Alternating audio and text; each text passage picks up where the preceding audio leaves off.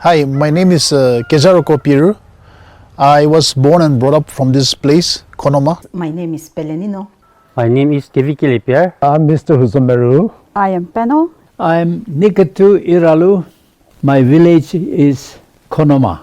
Konoma is the first green village in India, and it is situated 20 kilometers west of the capital city, Kohima. So Konoma was a warrior village in the 19th century, and Konoma fought against the Britishers. So roughly from 1830 till 1880, that was when the third battle of Konoma was fought here with the Britishers, and Konoma fell into the hands of the British.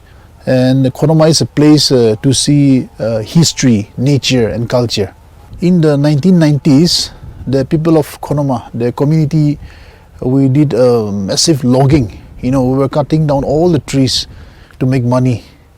And this realization came upon some of our elders, and they realized that if we continue with this trend of exploiting our resources, which is at the expense of our future generations, they would be left with nothing to see. So the community decided to stop this kind of logging activities.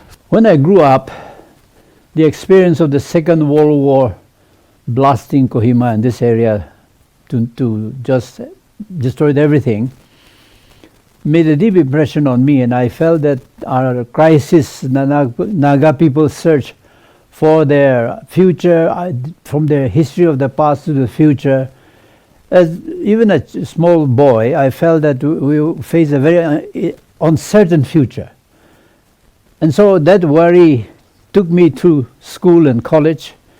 And then I ran in Madras University in South India in the early 50s.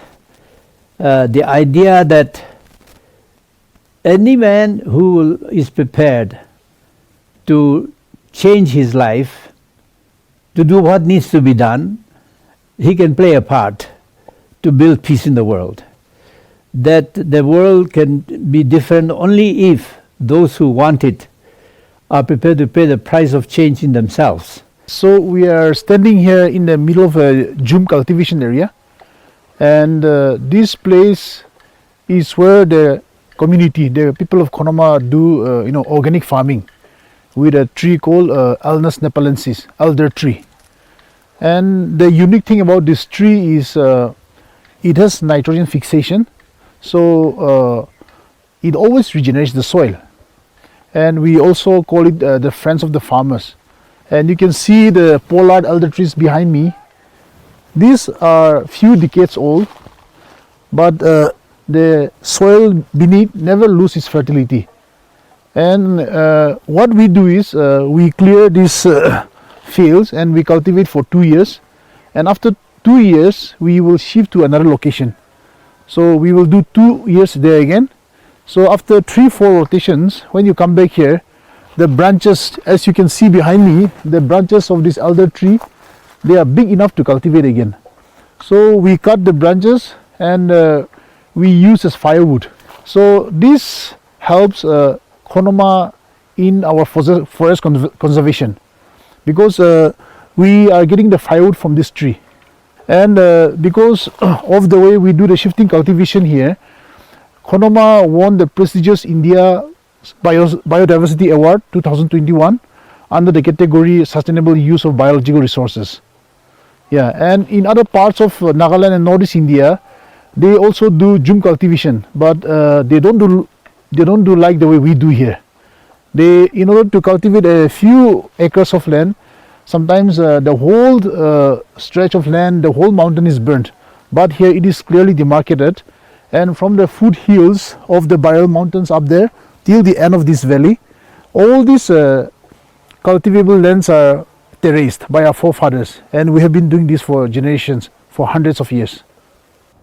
Because we have realized the importance of ecosystems, and we like to preserve our forests, our animals, our birds, because we depend, our life depends on them as well. Konoma in the past, we didn't have water pipe systems, we didn't have delivery systems, so we have spring source, and our ladies especially go and collect waters for the families. But then in the course of time, you see all these water tanks and pipe, you see, facilities are provided. And today, every household is getting sufficient water, clean water. The story that we heard from our parents, they said that they get up very early in the morning to fetch water from the streams or from the ponds. But for us, we have ponds. So, of course, we don't have pipelines, but we have ponds. So, what we used to do is, after school, it is our duty to fetch water to fill our pots and the things that can be filled. So, and also we take our clothes to the ponds for washing, but things are changing so fast. Now, according to my colony, as of my colony, we have a pond, but the pond almost overflows with water. So almost all the households, they get those overflow waters, and almost everyone have pipelines now. After recognizing our village as green village, we have seen so many developments and so many changes. Currently, I own a cafe, and I've been in teaching profession for the last 17 years. But I just want to go for a change, and I gave an option whether to run a cafe or to open up a preschool. But finally, I came up with this. I'm always grateful to God for this, because I never thought that I will own a business like this and I will own a cafe. That area is surrounded by all green forests, and those are the virgin forests, and we call it the lungs of Konoma, the lungs of Nagaland, because those are virgin forests, and it falls under the Konoma Nature Conservation and Tragopan Sanctuary, and it has very rich biodiversity. The mithun is the state animal of Nagaland, and in Konoma alone we have more than 400 mithuns. And this animal is a very unique animal. They are wild, domesticated. So they live in the jungle, but they have their own owners. And this mithun is said to be a mixed breed of the wild bison and the ox. In many houses you would see the mithun heads, put in front of the houses. So this mithun head represents wealth. During those days, wealth was not measured in terms of like how much money, how much lakhs and crores of money you have, but wealth was measured in terms of like how many cattle you have, how many rice, paddy you have procured, gathered. So in our society, when somebody becomes rich, then he distributes his wealth to the whole community. So this is called the feast of merit. Konoma, especially our youngsters and the children, it has been of great value because they have now realized the importance of conservation of water and conservation of forests, which is the source of water. And also sanitation-wise, you see, from the very young age, they have learned how to keep their environment neat and clean because of their for their own welfare and for the future. And also even in terms of toilets, because of we have enough water, we could maintain the cleanness of the toilets. And as I said, in the past people go out for nature call, but then today that has been done away. We have set up a sanitation drive, and I think it starts with the students' body. So they go for sanitation drive. So far they are going for once in a month, but that is a very good thing because we already imparted in the children, so they don't want to waste things here and there, if not in the dustbins.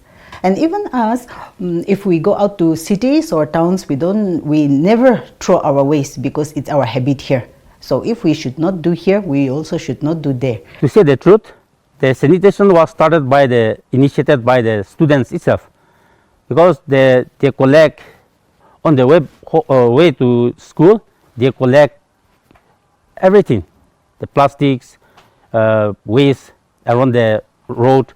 They collect and they put in the dustbin. So it was actually started by the student, the young generation, not the old one. their focus is only not the cleanliness within the village, but they want to clean all the traditional Konoma. They don't want to throw any bottle in the jungle. They want to clean everything, and they want to conserve our jungle. They want to conserve our animals.